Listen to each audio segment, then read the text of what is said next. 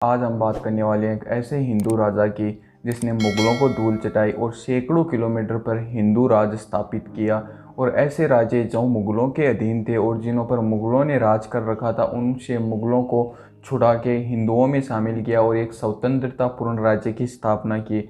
उस राजा का नाम था छत्रपति शिवाजी। हम आज आपको छत्रपति शिवाजी की पूरी गाथा बताएंगे, उनका इतिहास बताएंगे कि कैसे उन्होंने एक छोटी सी 15 साल की उम्र में ही एक किले को जीत लिया था, वो भी मुगलों से। कैसे वो चतुर रणनीति वाले राजा थे, कैसे उन्होंने आधे से ज़्यादा किले बिना किसी लड़ाई झगड़े के जीत लिए थे, कैसे वो छोटी सी उम्र से तलवारबाजी में इतने ज़्यादा तेज थे कि वो अपने से बड़े इंसान को धूल चटा देते थे। उनसे लड़ने के लिए 2 बार सोचना पड़ता था किसी को भी। कैसे उनका नाम सुनकर मुगलों के पैरों के नीचे से ज़मीन खिसक जाती थी। आज हम आपको इन्हीं सब सवालों का जवाब देंगे।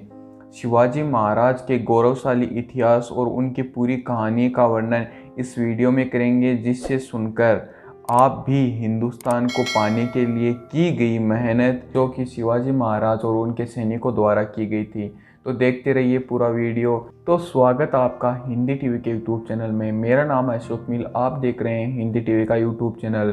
हिंदी टीवी के यूट्यूब चैनल को सब्सक्राइब कीजिए, वीडियो को लाइक कीजिए। अगर हमारे वीडियो में कोई कमी लगे तो कमेंट सेक्शन में ज़रूर बताइए, ताकि हम उस कमी को दूर करते रहें। तो कहानी शुरू होती है 19 फरवरी 1630 में, जब शिवाजी महाराज का जन्म हुआ। शिवाजी महाराज की माताजी का नाम जीजाबाई था, उनके पिता का नाम शहाजी राजे भोसले था। उसी समय मुगलों को और ज़्यादा ताकत बढ़ाने के लिए ज़्यादा सेना की ज़रूरत थी, तो उन्होंने अरब देशों से और सेना बुलवाई, लेकिन वो भी कम पड़ने लग गई। वो उस सेना से भी हिंदुओं के राज्यों पे राज नहीं कर पा रहे थे, तो उन्होंने सोचा कि क्यों ना हम हिंदुओं को ही सेना में शामिल करने लग जाएं और दूसरे देश से मुसलमानों की सेना मंगाने की बजाय क्यों ना हम हिंदुओं को ही सेना में भर्ती कर लें, ये ज़्यादा प्रॉफिटेबल होगा हमारे लिए। और फिर उन्होंने हिंदुओं को सेना में भर्ती करना शुरू कर दिया और अपनी ताकत का विस्तार करने लगे। उन्हीं हिंदुओं की सेना में एक सैनिक थे शिवाजी महाराज के पिता शहाजी राजे भोसले, जो कि आदिल शाह, जो मुगलों का बादशाह था, उनसे पूना जागीर छुड़वा के वहाँ रहना चाहते थे। और कुछ ही सालों में शिवाजी महाराज के पिता ने सेवा और वफादारी से पूना राजे की जागीर को हासिल कर लिया। और उसे हासिल करने के बाद उन्होंने अपने परिवार को वहाँ छोड़ के बेंगलोर चले गए और परिवार की जिम्मेदारी उन्होंने दादोजी कोंडदेव को दे दी। उसी समय 19 फरवरी को शिवाजी का जन्म होता है, लेकिन पिता दूर होने के बाद भी माता जीजाबाई ने हर एक शिक्षा शिवाजी को दी और वही उनकी पहली गुरु कहलाई। जीजाबाई शिवाजी को रामायण की कथा सुनाती थी और कैसे एक कुशल राजा बन सकते हैं, कैसे अपने राज्य को संभाल के रख सकते हैं, और हर एक जानकारी वो शिवाजी महाराज को दे रही थी। वो भी एक छोटी सी उम्र में। साथ ही शस्त्र विद्या और तलवारबाजी में कुशल बनाने के लिए दादोजी कोंडदेव भी शिवाजी पर बहुत ही मेहनत कर रहे और वो काफ़ी अच्छे हो गए शस्त्र विद्या और तलवारबाजी में। उस समय उनकी उम्र से बड़े लोग भी उनकी टक्कर के नहीं थे। उनसे लड़ने में वो झिझकते थे कि कहीं हम हार जाएं और एक छोटी सी उम्र के बालक से हार के उनकी बेइज्जती ना हो जाए, इसलिए उस समय पे कोई भी उनसे लड़ने से डरता था उनके इलाके में। उन्हें दादोजी कोंडदेव राजनीति और युद्ध लड़ने की रणनीतियाँ सिखा रहे। यह सारी शिक्षा उन्हें शिवनेरी किले और सह्याद्री पहाड़ों में मिल रही थी, और वहीं शिवाजी का बचपन बीत रहा था उन्हीं पहाड़ों और इस किले में। पहाड़ों और ज़मीन के लगाव के कारण उनको भौगोलिक दृष्टि का बहुत ही ज़्यादा ज्ञान बढ़ गया था, जिसके कारण उन्हें लोग माउंटेन रेट के नाम से भी जानने लगे हैं। महत्वपूर्ण बात यह भी है कि वो अपनी सेना में सिर्फ किसानों को भर्ती करते थे। अभी आप ये सोच रहे होंगे कि ऐसा क्यों, तो शिवाजी मानते थे कि किसानों को भौगोलिक जानकारी ज़्यादा होती है और वो जंगलों और पहाड़ों पे आसानी से चल सकते हैं। क्योंकि वो खेती करता रहता है और उसको अच्छी तरह से जानकारी होती है कि कैसे कौन सी ज़मीन पे चलना चाहिए, कौन सी ज़मीन पे हमें नहीं चलना चाहिए। और वैसे भी वहाँ पे पहाड़ों की संख्या ज़्यादा थी, तो शिवाजी ने सोचा क्यों ना हम किसानों को ही भर्ती कर लें, जिनको पहाड़ों की भी सारी जानकारी थी और जंगलों की भी सारी जानकारी थी। और एक बात और उनकी बहुत ही बढ़िया थी कि किसान कहीं भी छिप सकते थे, वो झाड़ियों में भी छिप सकते थे बिना किसी दिक्कत के। अगर आम आदमी झाड़ियों में छिपे तो उसे काफ़ी दिक्कतें होती थी, लेकिन किसान ऐसा नहीं था। किसान कहीं भी रह सकता था और कैसी भी परेशानी वो झेल सकता था। जब भी कोई सेना शिवाजी के किले पर हमला करती थी तो यह किसानों की सेना झाड़ियों में छिपकर दुश्मन की आधी सेना को पहले ही मार गिराते थे और इससे सेना का मनोबल टूट जाता था, जिससे शिवाजी महाराज आसानी से दुश्मन सेना को धूल चटा देते।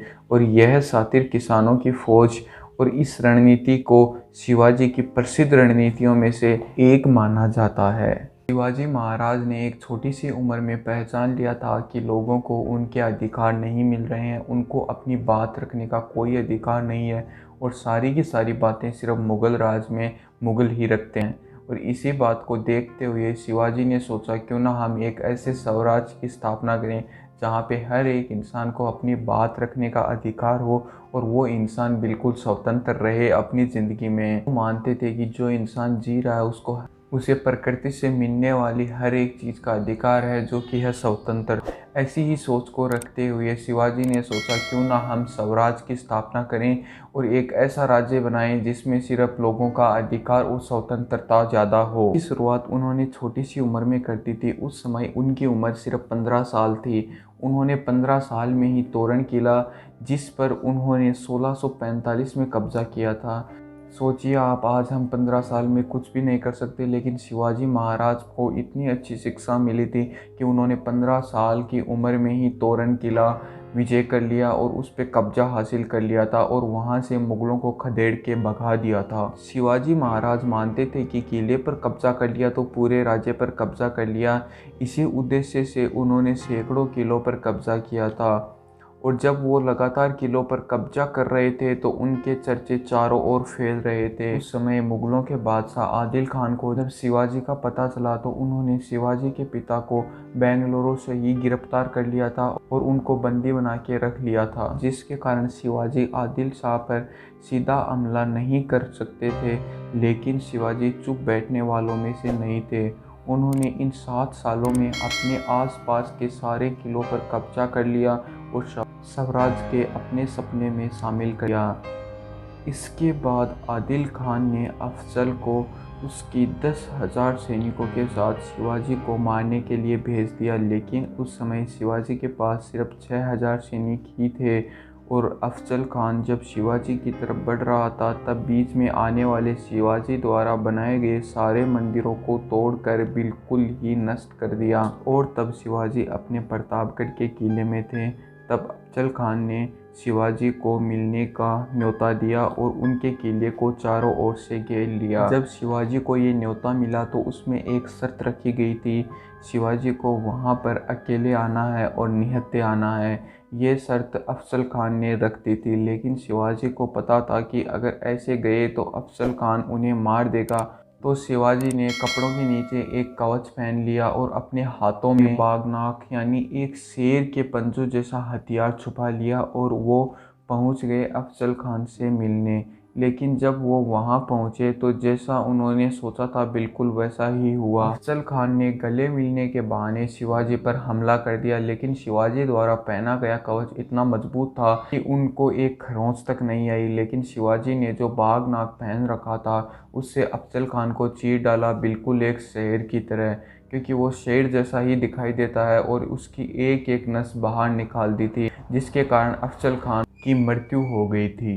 अफजल खान की मौत की खबर सुनते ही आदिल खान ने लाखों सैनिकों के साथ सिद्दी जोहर को शिवाजी पर हमला करने के लिए भेज दिया और लाखों सैनिकों ने शिवाजी के किले को चारों ओर से घेर लिया। लेकिन शिवाजी के पास सिर्फ 5000 सैनिक ही थे। तो शिवाजी को पता था कि यहाँ सैन्य बल नहीं, बुद्धि बल काम में आएगा। तो उन्होंने सिद्दी जोहर को किले में बुलाया और आदिल खान को यह संदेश भिजवा दिया कि तुम्हारा सेनापति धोखेबाज है। इसी बात का फायदा उठाकर महाराज और उनके आदमी विशालगढ़ के लिए रवाना हो चुके थे।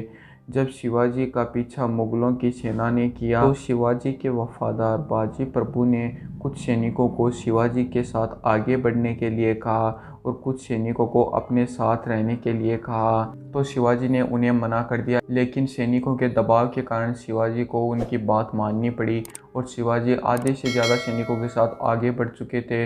लेकिन बाजी प्रभु के पास सिर्फ 300 ही सैनिक थे, लेकिन 300 सैनिकों में जज्बा लाखों सैनिकों का था। लेकिन वो 300 सैनिकों के साथ ही मुगलों की लाखों के सैनिकों की सेना से भिड़ चुके थे। उसी समय विशालगढ़ किले से एक तोप की आवाज़ आती है। तब बाजी प्रभु समझ चुके थे कि शिवाजी किले में पहुंच चुके हैं और उन्होंने वहीं पे आत्मसमर्पण नहीं किया, लेकिन वो लड़ते रहे और लड़ते लड़ते वीर गति को प्राप्त हो गए। और इसी तरह शिवाजी मुगलों को धूल चटाते रहे और कभी मुगलों को अपने ऊपर हावी नहीं होने दिया। मुगलों की 1000 कोशिशों के बाद भी शिवाजी खड़े रहे और उनसे लगातार लड़ते। लेकिन सन 1680 में मराठाओं के सिर पर काले बादल मंडराने लगे और 3 अप्रैल सन 1680 में अज्ञात बीमारी के कारण शिवाजी की मौत हो गई। मौत की खबर सुन के आदिल खान बहुत ही खुश हुआ, लेकिन उसकी खुशी ज़्यादा दिन नहीं टिकने वाली थी। उनके दोनों बेटों ने उनका साम्राज्य संभाला और मराठा साम्राज्य को संभालकर उसे भली भांति बनाए रखा। ये पूरी कहानी शिवाजी की कहानी सुन के आपको बहुत ही अच्छा लगा होगा और उनसे बहुत अच्छी प्रेरणा मिलती है कि एक छोटी सी उम्र में भी हम बहुत कुछ हासिल कर सकते हैं। अगर आपको वीडियो अच्छा लगा तो वीडियो को लाइक कीजिए, हिंदी टीवी के यूट्यूब चैनल को सब्सक्राइब कीजिए। अगर वीडियो में आपको कोई कमी लगे तो हमें कमेंट सेक्शन में ज़रूर बताइए ताकि हम उस कमी को दूर करते रहें। धन्यवाद।